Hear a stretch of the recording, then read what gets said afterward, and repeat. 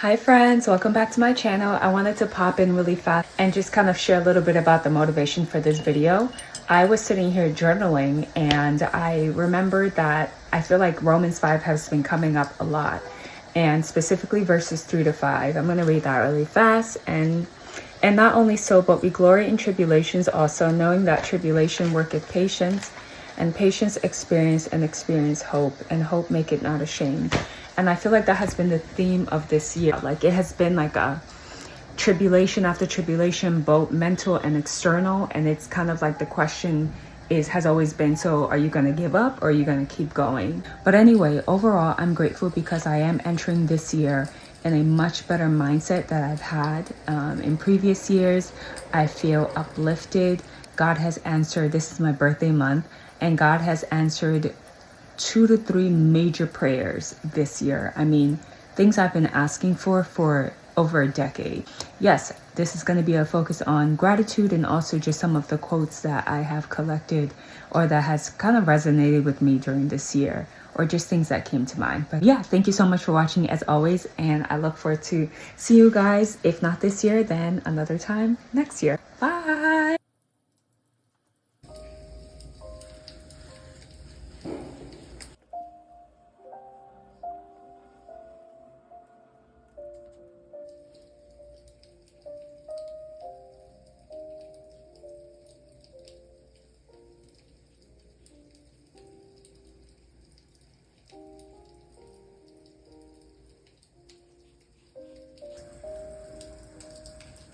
So these icons that I traced and cut out represent the lessons from 2024.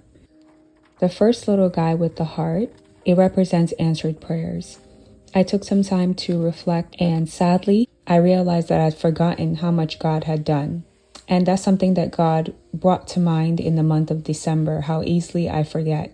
There's nothing wrong with seeking daily fresh encouragement, but you can also be strengthened by remembering and recounting what I've already done, all the little ways in which I've shown you that there's something for you on the other side of this if you don't give up, and the promises that I've left for you in the Word. And then the slouching guy, the pink guy, is a reminder to not pretend while I'm suffering.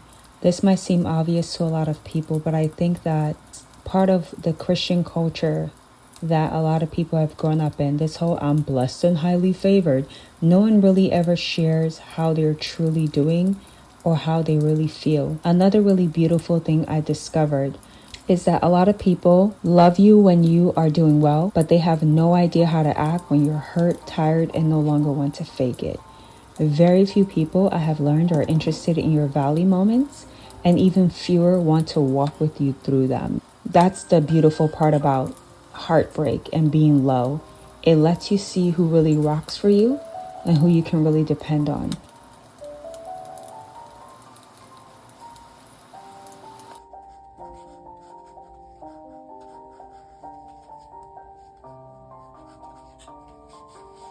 Number 3, God delights in small beginnings.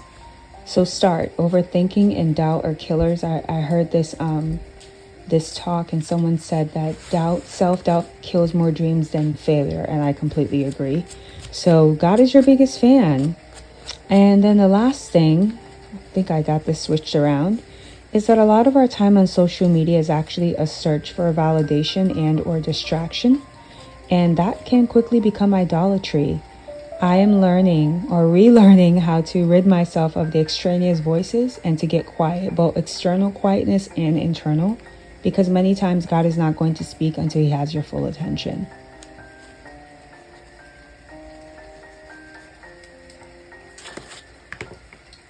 And then finally, I just feel like what God started in 2024 with many of us is just the tip of the iceberg. And I have to be honest, it was a hard year full of uncertainty. And I feel like it's going to get harder. It's just, we're in the end times. There's nothing good that the Bible really prophesies about the second coming of Christ. Like, it's just going to be hardship, wars, rumors of wars. Men are going to be lovers of themselves. I had a conversation with a colleague at work about how people are literally losing their minds. Someone set someone on fire on the New York City subway Did people come and help? No, of course not. They just picked up their phones and recorded it, so I guess they could share it. Another woman was raped for like 4 city blocks before someone stepped in. I don't even know why I went this way, but my point is things are going to get worse. But at the same time, I believe that the good things that God started in 2024 with us, they're going to continue. I feel like 2025 is going to be either the tip of the iceberg, or we're going to start seeing what's underneath the tip of the iceberg. We're just going to see more and more layers unfolding, both the good and the bad. And I think that 2024 was so difficult, was such a testing year, because that deeper foundation needed to be built to handle the things to come. And the things to come are not just the bad things, but the good things. You also need to prepare for the good things. I just want to touch on some things that really moved me, some quotes, some things I read, and I was like, yes. The first one that I saw was this quote that said, "You were born to do this." Sounds pretty simple, right? But this was important for me because often I feel very disconnected from the goals I'm pursuing, mostly because most of those goals, if not all of them, have come from God.